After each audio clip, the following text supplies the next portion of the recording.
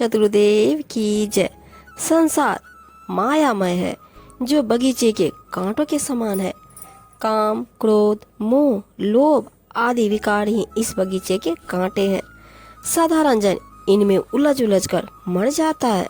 संसार के सारे सुख विषयाग्नि में जल जाते हैं। कबीर जी कहते हैं कि जीव के लिए इस नश्वर संसार में कोई आश्रय नहीं है। सद्गुरु की भक्ति में है उसे आश्रय प्राप्त हो सकता है। कबीर जी अपनी साखी में कहते हैं, प्रेम बिना जो भक्ति है सो निज दंभ विचार, उदर भरन के कारण जन्म गवाए सारे कबीरा, जन्म गवाए सार। प्रेम के बिना जो भक्ति है उसका कोई विचार नहीं है, वह तो पाखंड है, प्रदर्शन का मात्र है। ऐसी भक्ति अपना पेट भरने के कारण, स्वार्थ के कारण की गई है। उसके द्वारा इस अनमोल जन्म को नष्ट करना है। भक्ति, प्रेम ही भक्ति का आधार है, इसके बिना सब व्यर्थ है। भक्ति भाव भादो नदी सभी चली गहरा, सरिता सोई जानिए जेठ मास ठहराए कबीरा, जेठ मास ठहराए। कबीर जी कहते हैं, भादों के महीने में सभी नदियां जल से उमड़ कर बहने लगती है, परंतु उसी नदी की प्रशंसा की जानी चाहिए जो जेठ मास में भी ऐसे ही जल से भरी रहती हूँ।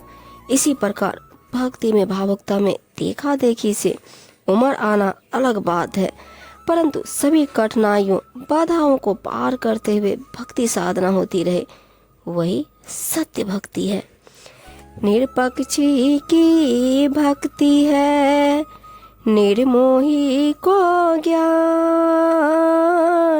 निर्द्वंदी की मुक्ति है, निर्लोभी निर्बान कबीरा, निर्लोभी निर्बान।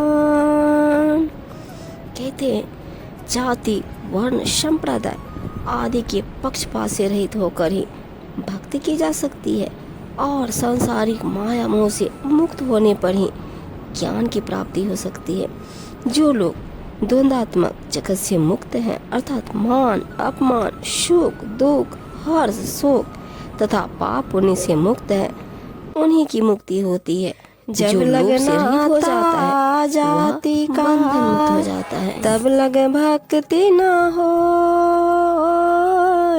नाता तोरे गुरु भजे, भक्ति कहावे सोए कबीरा, भक्ति कहावे सोए। कबीर जी कहते हैं, जब तक जाति धर्म का अभिमान है तब तक भक्ति नहीं हो सकती। अहंकार और मोह का त्याग कर, सभी नाते संबंध को तोड़कर श्री गुरु जी की सेवा भक्ति करो, उनका ध्यान भजन करो, तभी भक्त का पद प्राप्त कर सकते हो और भक्त कहला सकते हो।